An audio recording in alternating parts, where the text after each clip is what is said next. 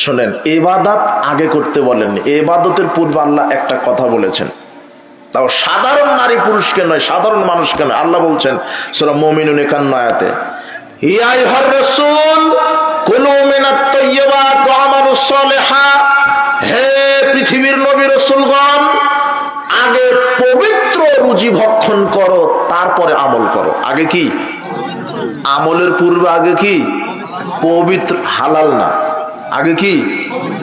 হালাল হলেই পবিত্র হবে না। দেখেন, হালাল খেতে বলেননি, কি খেতে বলেছেন? পবিত্র। এরপরে দেখেন, হালালও বলেছেন কিন্তু আগে কি? পবিত্র। হালাল হলে হবে না। ইয়া আইয়ুহান নাস কুলু মিম্মা ফিল আরদি হালালান তাইয়্যিবা। দেখেন আল্লাহ কত সূক্ষ্মদর্শী।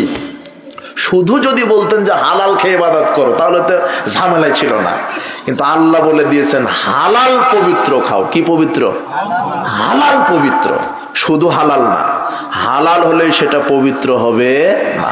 আর একটা কথা শিখে রাখেন, হালাল হলে সেটা পবিত্র হয় না, কিন্তু যেটা পবিত্র সেটা কোনোদিন হারাম হয় না। কি হয় না? যেটা পবিত্র সেটা কেউ হারাম করতে পারবে না।